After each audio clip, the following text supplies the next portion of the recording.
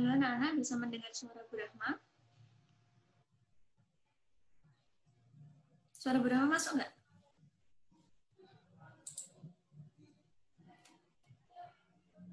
Masuk enggak, nak? Masuk, Bu. Iya, bagus. Ini nunggu yang lain ya.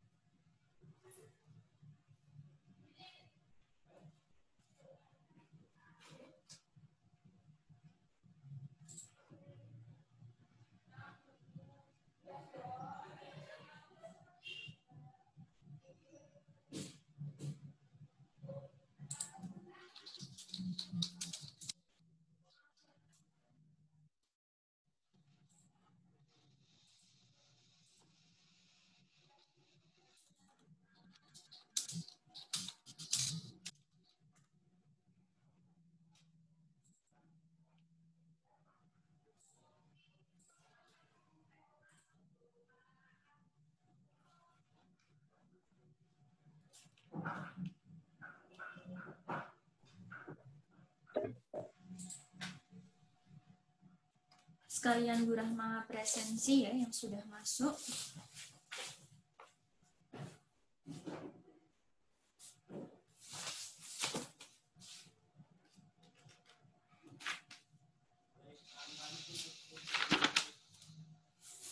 Tanggal 28.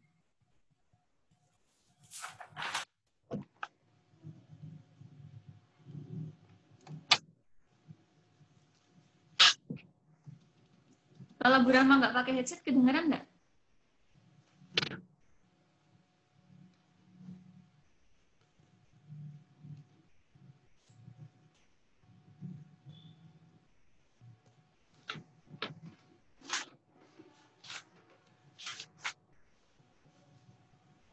Bagus.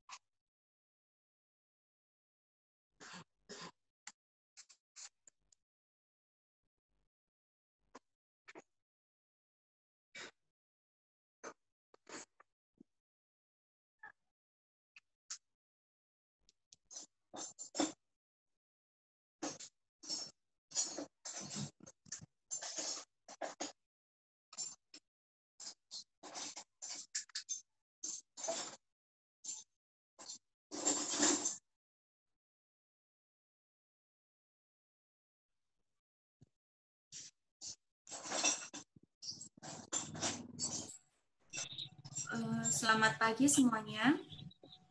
Assalamualaikum warahmatullahi wabarakatuh. Waalaikumsalam warahmatullahi wabarakatuh, Bu. Ya, gimana kabarnya? Pagi, Bu. Alhamdulillah baik aja, Bu. Alhamdulillah, semoga selalu sehat dan kita semua bisa mengikuti pembelajaran di masa pandemi ini sampai akhir. Amin. Ya. Untuk materi IPA yang lalu, itu kan kita PTS ya anak-anak ya. Saya Ya, Bu. kita PTS. Terus setelah PTS itu baru kali ini kita bertemu kembali gitu. Nah, untuk materi yang akan saya sampaikan nanti tentang larutan asam, basa, dan garam. Nah, minggu lalu kalian sudah belajar tentang zat ya. Jenis zat itu ada berapa? Siapa yang masih ingat? Jenis zat. Ada zat padat.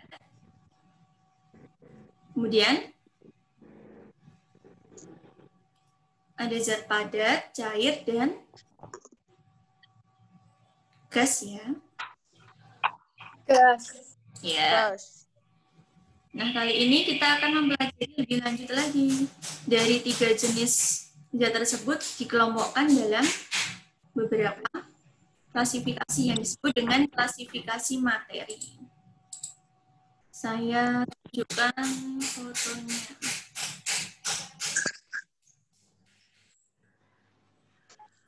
Di sini Bu Rama punya gambar.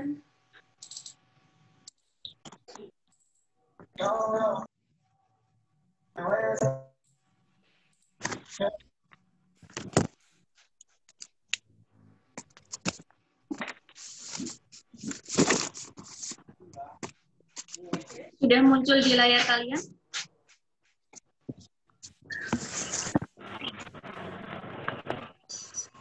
Judulnya apa? Gambar yang saya tampilkan. Penggolongan materi. Iya, bagus. Siapa tadi? Nadine, Bu. Oh, Nadine. Iya, Nadine. Pokoknya kalian aktif, nanti saya catat. Di penggolongan materi, di sini materi itu terbagi menjadi 2. Yang pertama ada zat tunggal, yang kedua ada campuran. Materi itu apa? Materi adalah segala sesuatu yang memiliki massa dan menempati ruang. Massa itu artinya apa? Massa itu adalah seperti bobot ya, tapi beda dengan berat. Segala sesuatu yang memiliki massa dan menempati ruang atau wadah. Jadi materi dibagi menjadi 2. Yang pertama zat tunggal, yang kedua adalah campuran. Untuk zat tunggal itu masih dibagi lagi menjadi 2. Yang pertama adalah unsur, yang kedua adalah senyawa. Jadi kalau unsur itu adalah zat tunggal yang sudah tidak dapat dibagi lagi. Zat tunggal yang sudah tidak dapat dibagi lagi disebut dengan unsur. Kemudian kalau senyawa, unsur itu istilahnya dia masih jomblo, masih sendirian. Itu disebut unsur. Contohnya apa? Pera, emas. Nah, ini kan ada huruf Ag. Ag ini apa? Ag ini adalah lambang dari unsur perak. Kemudian emas. Emas itu lambang ilmiahnya adalah Au. Bukan angkatan udara ya, tapi dari kata aurum. Itu adalah nama ilmiah dari emas. Kemudian ada lagi unsur besi, yaitu Fe. Di sini mereka masih sendiri. Tidak ada angka 2, tidak ada angka 3. Di sini mereka masih sendiri, sehingga disebut sebagai unsur. Jadi unsur itu satu, zat tunggal satu. Mereka masih jomblo, gitu ya. Kalau mengingatnya mereka masih jomblo. Kemudian untuk yang senyawa, itu mereka sudah punya teman. Mereka nggak sendiri lagi. Suara saya putus-putus nggak? Nggak ya? Tidak, Bu. Tidak, Bu. Ya. Kalau yang unsur tadi masih sendiri, nggak punya teman. Kalau senyawa, dia udah punya teman. Contohnya apa? Contohnya garam dapur. Ini terdiri dari unsur Na dan Cl. Na itu adalah teman yang satunya, dia dapat teman lagi dari Cl, jadinya dia berdua. Jadi senyawa itu pengertiannya adalah zat tunggal yang terdiri dari 2 buah unsur atau lebih. Kalau 3 boleh nggak? Kalau 3 boleh nggak? Boleh. Boleh. Mau 3 boleh, 5 boleh. Karena pengertiannya terdiri dari 2 buah unsur atau lebih. Minimal itu harus 2. Kalau karena satu itu adalah unsurnya. Tapi kalau sudah berdua, itu namanya senyawa. Nah, kemudian ada lagi senyawa urea. Ini pupuk urea, yang tahu ya. Terdiri dari unsur C. C sama lain dari karbon. O. O itu Suaranya oksigen. putus-putus. Oh, putus-putus. Ya, pelan-pelan deh. Masih? Masih? Ini koneksinya masih putus-putus enggak? Putus-putus, Bu. Bu, suaranya putus-putus. Ya, sebentar ya. Kayaknya koneksi kurang stabil deh.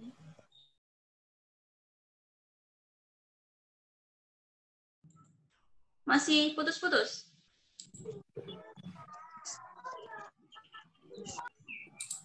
Masih, Nak? Sudah terdengar?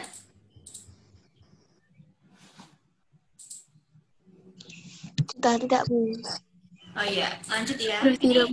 Ini Brahma itu di ruang sendiri karena biasanya gabung sama guru lain nanti ada suara-suara yang lain gitu. Lanjut. Yang selanjutnya adalah gula. Gula ini tersusun atas 3 buah unsur. Yang pertama, unsur C atau karbon. Yang kedua, unsur H atau hidrogen. Dan yang ketiga, unsur O atau oksigen. Sehingga disebut senyawa karena terdiri dari 3 jenis unsur. Kemudian yang berada di kehidupan sehari-hari kalian setiap hari pasti pakai adalah air. Lambangnya H2O. H2O. Iya. Ini terdiri dari unsur apa yang tahu? Siapa yang tahu? Tadi dari unsur apa?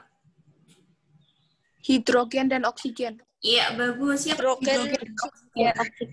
Iya. Nadine, Bu. Ya, Nadine sama siapa tadi ada yang kedua?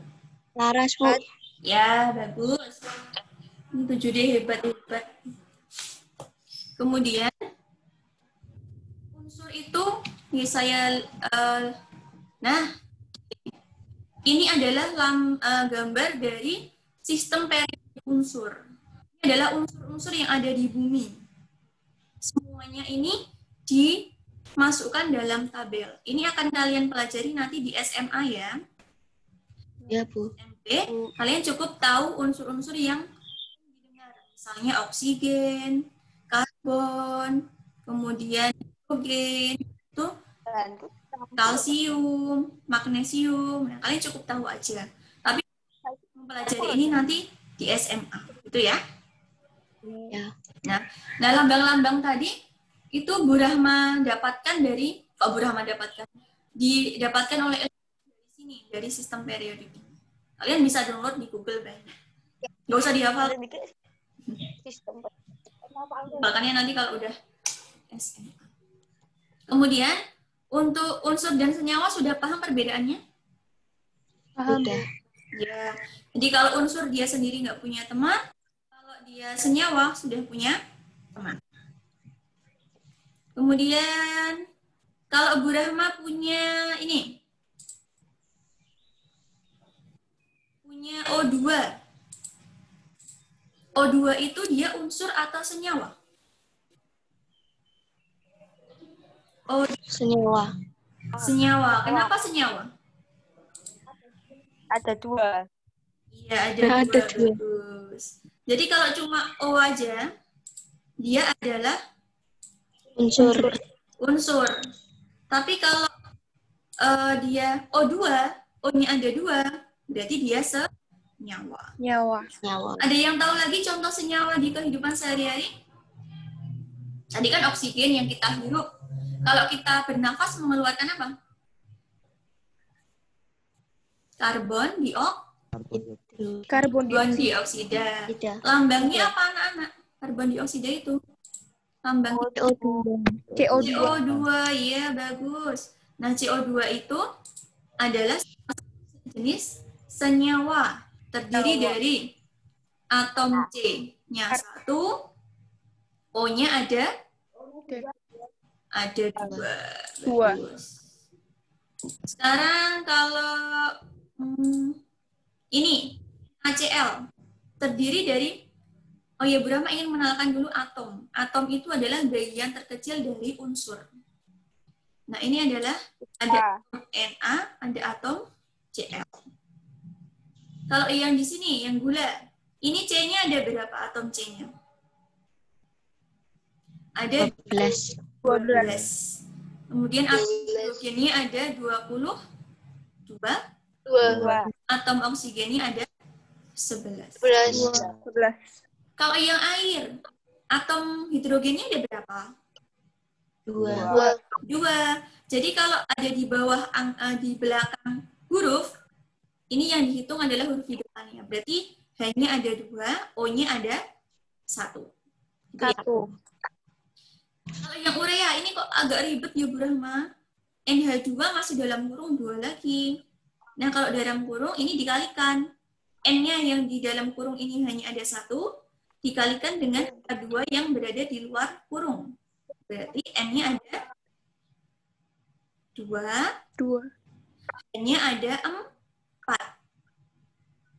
N-nya 4. hanya ada 4 karena 2 dikali 2. Gitu ya. 4. Kalau dalam kurung berarti berlaku untuk atom yang ada di dalam kurung itu. Jelas? Jelas. Kalau Bu Rahma di laboratorium IPA punya kalsium, Ca. Dia unsur atau senyawa? Ca. Unsur. Unsur. Unsur. Kalau Bu Rahma punya CaOH2. CaOH2. Nyawa. Ya, bagus. Pinter-pinter ini. Sudah paham ya? Sekarang kita lanjut ya. Campuran ya.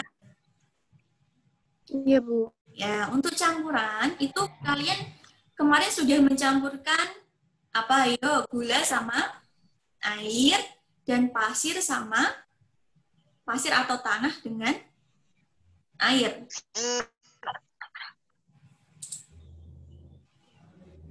Minggu lalu sudah mencampurkan gula dengan air dan pasir dengan air. Betul? Betul. Ya. Kalau kita mencampurkan gula dengan air, lama-lama gulanya larut enggak? Larut. Ya, lama-lamanya gulanya tidak kelihatan, akan tercampur dengan Larut. ya, akan tercampur dengan airnya. Jadi untuk campuran itu dibagi menjadi 2, campuran homogen dan campuran heterogen. Oke. Campuran homo itu artinya sama. Berarti ketika dicampurkan, itu mereka tidak terlihat antara zat terlarut dan pelarutnya. Ketika Bu Rahma mencampurkan gula pasir dengan air, yang disebut pelarut siapa? Air atau gula pasir? Air. Air. Jadi pelarut itu adalah yang melarutkan. Apakah pelarut itu cuma air? Tidak. Tidak, bisa alkohol, bisa kloroform gitu. Kalau di larutan gula tadi, zat terlarutnya siapa? Yang terlarut siapa? Yang dilarutkan siapa? Gula. Nah, ya bagus. Kalau air garam, pelarutnya adalah air, kemudian zat terlarutnya adalah garam. Gitu. Apa bedanya campuran homogen dan heterogen? Tadi ketika campuran homogen itu tidak dapat dibedakan antara pelarut dan zat terlarutnya. Kemudian campuran homogen itu tidak terdapat endapan. Ada yang tahu endapan? Kalau kalian buat kopi, itu buat kopi bubuk yang hitam itu, nanti lama-lama jika didiamkan ada yang tertinggal di dasar gelas ya. Ampas. Ya. Nah, itu adalah endapannya yang tertinggal di bawah gelasnya. Zat yang tertinggal di bawah gelas itu namanya endapan. Mengendap artinya turun. Kalau air sama pasir ini terbentuk endapan atau tidak? Apakah pasirnya larut? Tidak. Enggak. Pasti terbentuk endapan. Endapan. Pasir. Sehingga disebut campuran heterogen. Karena mereka tidak akan bercampur. Air dan minyak. Ini mereka tidak akan bersatu ya. Mereka hanya bersanding, tidak dapat bersatu. Ya. Kemudian untuk es dawet, nah itu juga campuran, tapi dia adalah heterogen. Kemudian adonan kue juga ya, dia adalah campuran heterogen. Kemudian sudah paham untuk campuran homogen dan heterogen? Paham, Bu. Ya, bayangkan larutan gula dan pasir, kalian pasti ingat terus, gitu ya? Ya. Lanjut. Untuk larutan homogen, tadi kan sudah belajar campuran homogen dan heterogen. Untuk homogen dibagi lagi anak-anak, dibagi lagi larutan asam, basa, dan garam. Itu yang akan kita pelajari hari ini. Bu Rahma akan menampilkan lagi share screen. Sudah muncul judul larutan asam, basa, dan garam? Nah, larutan asam, basa, dan garam, dia masuk ke campuran homogen. Masuk ke campuran homogen. Jadi dia anaknya dari campuran homogen. Larutan asam, basa, dan garam. Apa itu anak-anak? Nah, itu yang akan kita pelajari hari ini. Nah, ini larutan dalam kehidupan sehari-hari. Misalnya kalian sering lihat ya, campuran yang berwarna-warni. Larutan, ada yang larutan berwarna-warni, ada yang dari sirup, dan lain sebagainya. Apakah yang dimaksud larutan? Tadi sudah saya jelaskan ya. Larutan itu terdiri dari zat terlarut dan pelarut. Ketika bercampur menjadi larutan. Paham? Zat terlarut itu adalah yang dilarutkan. Pelarut itu adalah yang melarutkan. Jadilah dia larutan. Ini adalah larutan homogen karena tidak ada endapannya dan berwarna bening atau tembus cahaya. Nah, nih. Pernahkah kamu mencicipi rasa larutan ini? Yang pertama cuka. Ada yang pernah? Pernah. Pernah. Air jeruk? Pernah. Nah, kalau belum pernah, ini kalian hidup berapa tahun ini sia-sia nanti. Cuka rasanya apa? Enak. Rasanya apa? Asam. Asam atau masam. Air jeruk, kalau nggak dipakein gula? Asam. Asam. Cut. Iya. Asam. Kalau udah dikasih gula, manis. Kayak siapa ya? Nah, hari ini kita akan belajar mengenai asam, basa, dan garam. Dan gimana cara membedakannya. Mungkin ini hal yang baru bagi kalian ya. Asam, basa, garam. Pernah nggak? Belum. Belum. Nah, kita belajar di SMP ini. Yang pertama, asam. Gimana kita mengelompokkan zat itu masuk ke dalam asam, basa, atau garam. Nanti kita akan share ciri-cirinya. Ini di sini ada gambar apa, anak-anak? Tomat. Ya, ada tomat. Ini tomat ini termasuk ke dalam jenis zat asam. Nah, ini nggak usah. Nah, Mana rumusnya barang toko. ini nggak usah. Ini kalau nanti kalian SMA nanti pusing. Kalian lihat kayak gini pusing nggak? Pusing ya? Susah banget. Ini nggak usah. Ini kita yang gampang-gampang. Nanti pusing. Itu nggak usah. Itu nanti di SMA. Skip aja, Bu. Ya skip. Kita masuk ke ini ya. Asam dalam kehidupan sehari-hari. Suaranya putus-putus nggak? Yang pertama, ada asam cuka. Biasanya dipakai ketika makan bakso, mie ayam, atau buat acar. Tahu acar? Oh, bukan pacar goreng ya. itu, Bu. Bersuka. Kemudian yang kedua aki. Ada aki kering, ada aki basah. Itu ya. Yang ketiga, berbagai macam jenis buah-buahan. Ini ada buah jeruk, ada buah lemon. Ini mengandung namanya asam ascorbat. Asam ascorbat. Ascorbat ya. Bukan akrobat. Kalau kalian gigit semut, biasanya gatel enggak? Gatel. Apa yo, semut? Asam formiat. Ya, bagus. Hanif. Siapa? Hanif. Oh iya, Hanif. Terima kasih, Hanif. Pokoknya yang jawab-jawab nanti saya tulis. Bu, boleh tanya, Bu? Apa? Boleh, silakan. Itu yang kotak itu namanya apa, Bu? Aki. Kotak. Aku. Itu buat apa, Bu? Itu biasanya ada di sepeda motor, di mesin-mesin. Mobil. Kendaraan bermotor. Oh, betul. Kalau kalian yang cowok-cowok paling pernah lihat ya. Ya. Ya, kalau yang Ya. nanti kalian setting lagi bisa. Terus ini kalau kalian digigit semut itu biasanya gatal karena semut itu menggunakan asam formiat. Menyebabkan rasa gatal di kulit kita. Gitu. Sudah paham ya? Ada lagi asam di tubuh kita. Tubuh kita punya asam loh. Yaitu di lambung. Ada yang tahu? Asam klorida. Wih, bagus. Siapa tadi?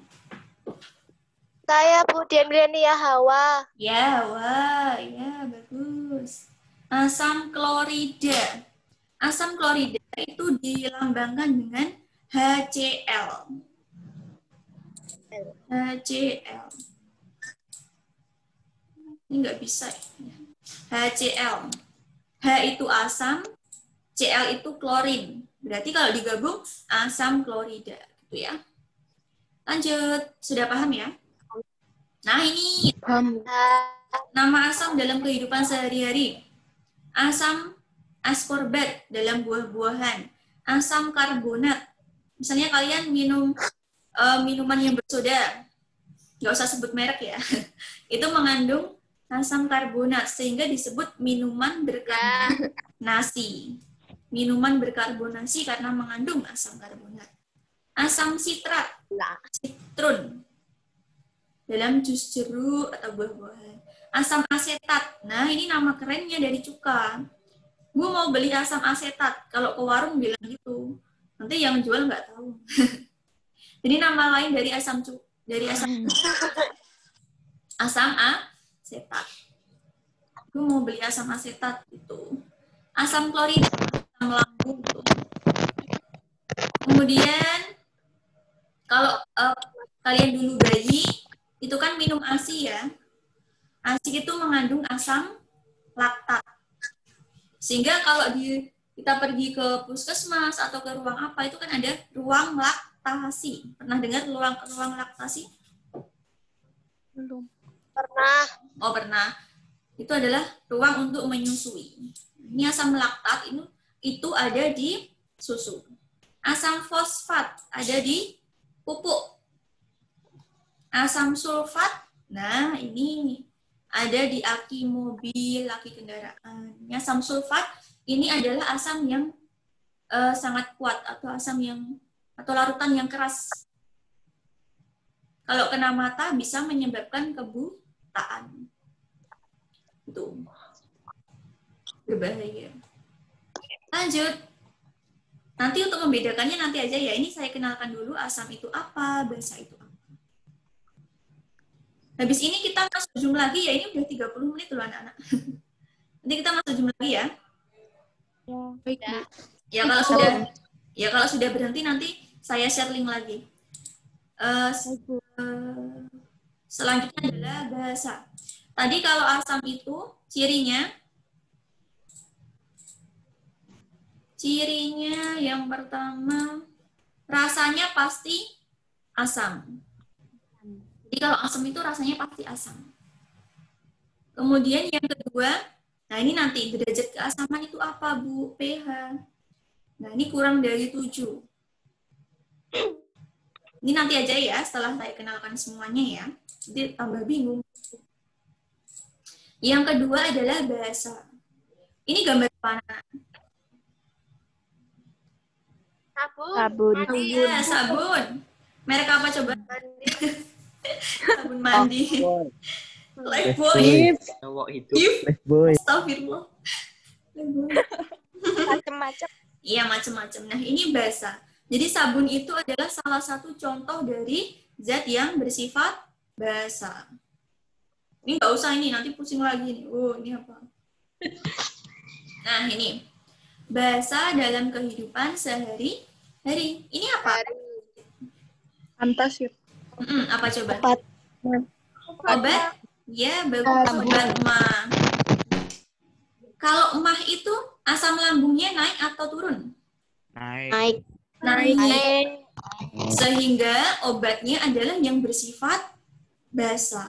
Ketika asam bertemu dengan basa, jadinya akan netral. Sehingga perut kita nanti akan sembuh dari asam lambung atau mah gitu. Sehingga obatnya bersifat basa. Ini karena untuk menetralkan kadar asam di dalam lambung. Apa jadinya kalau obat mah itu sifatnya asam? Makin sakit. Kedua adalah sabun. Yang ketiga adalah deterjen. Sampo iya enggak? Ya. Iya, sampo iya. Jadi kalau basa, kalau kan rasanya asam. Jadi kalau basa itu rasanya pahit. Pahit. Tapi tidak semua itu bisa dirasakan. Masa kalian akan mencicipi deterjen? Kan nggak mungkin. Sabun kan nggak mungkin. Gitu. Ada yang pernah mencicipi deterjen? Saking penasarannya sama deterjen. Jadi kalau sifatnya asam tadi rasanya asam, kalau basa rasanya pahit. Pahit. Kalau asam itu bisa menyebabkan korosi. Korosi itu apa? Perkaratan. Jadi ketika kita punya besi, kena larutan asam, besinya lama-lama akan berkarat. Kalau basa, itu sifatnya kaustik, merusak kulit. Kadang panas di kulit, dan dia licin juga, licin di kulit. Licin. Nah, nanti kita akan pelajari lebih lanjut tentang perbedaan asam dan basa. Contoh basa, ini ada mama, bukan ya? Merek. Ada papa lemon ini ya. Ya, contoh dari basa itu yang ciri-cirinya belakangnya adalah OH. Kalau tadi asam itu adalah H, HCl, H2SO, biasanya asam. Kalau basa itu biasanya OH atau hidroksida. Kalian cukup tahu aja nanti daripada pusing. Contoh dari basa ini sabun, deterjen, keramik, kertas, bahan-bahan kimia lain, dan lain sebagainya. Udah jelas ya untuk asam dan basa ya? Kemudian ketika asam dan basa dicampurkan, nanti membentuk garam. Asam ditambah basa menghasilkan garam ditambah air. Gitu. Nah, sifat garam merupakan hasil reaksi dari asam dan basa. Sehingga disebut reaksi penetralan. Kayak tadi, kalau kita punya sakit mah, terus dinetralkan dengan basa. Sehingga nanti di dalam lambung itu akan netral, tidak asam lagi. Nah, yang ada lambangnya H ini adalah asam. Ini asam klorida, NaOH. NaOH berarti dia basa. NaCl ini adalah garam, kemudian H2O adalah air. Berarti ketika asam ditambah basa menghasilkan garam dan Air. NaCl itu nama lainnya apa? Garam. Garam. Kalian beli Garam kopi. dapur. Ya, Bu, beli NaCl atau natrium klorida. Gimana kira-kira? Kapur. Bu, beli natrium klorida dong. Sok-sokan gitu ya. Nah, ini contoh dari garam adalah garam itu berarti senyawa atau unsur? Senyawa. Senyawa, karena dia punya teman-temannya banyak. Nah, ini. Kalau sendiri berarti dia unsur. Ada NaCl. Ayo kita coba usut satu-satu ya. NaCl berarti dari atom natrium dan Klorida. KCl, kalium dan Florida. Kalium dengan kalsium itu beda. Kalium itu lambangnya K, kalsium itu lambangnya Ca.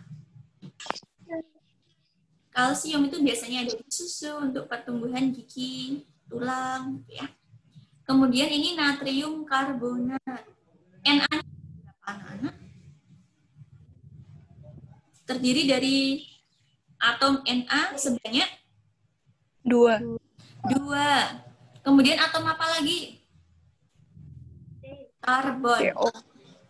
C. Karena C dan O itu adalah atom yang sendiri-sendiri. Atomnya 1, O-nya ada 3. 3. Na. Na-nya ada 2, S-nya ada berapa? 1. 1. S itu adalah nama lain dari belerang. Nama lainnya sulfur. Sulfur. O-nya ada 4. 4. Ketika SO4, nama lainnya adalah sulfat. KCN. K-nya 1, C, karbon, N-nya nitrogen.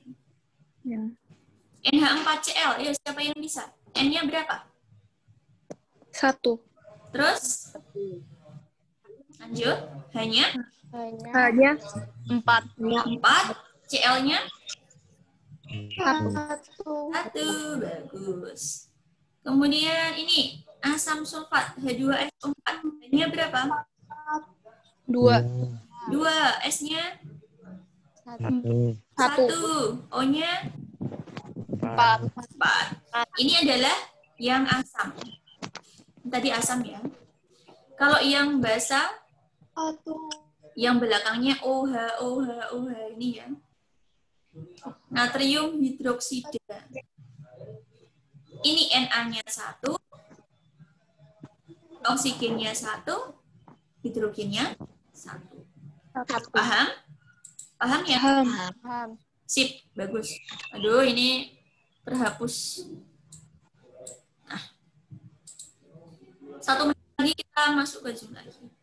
Ini nggak usah. Kira garam itu ada manfaatnya nggak? Banyak manfaatnya. Nih contohnya ya. Ada. Cukup diketahui aja, nggak usah dihafalkan. Menambah rasa asin dari kehidupan sehari-hari. Nah, ini kegunaan reaksi penetralan. Tanah yang terlalu asam itu tidak disukai tanaman sehingga tidak subur. Sehingga ditambahkan zat yang sifatnya basa. Ya, tambahkan kapur. Kapur itu sifatnya basa. Untuk menurunkan keasaman tanah. Gitu ya. Terus, tadi yang Bunda Rahma jelaskan ya di lambung ya. Nah, ini sudah dijelaskan di sini. Sudah paham ya? Paham. Ya. Setelah ini masuk Zoom lagi, karena waktunya akan habis. Sudah habis?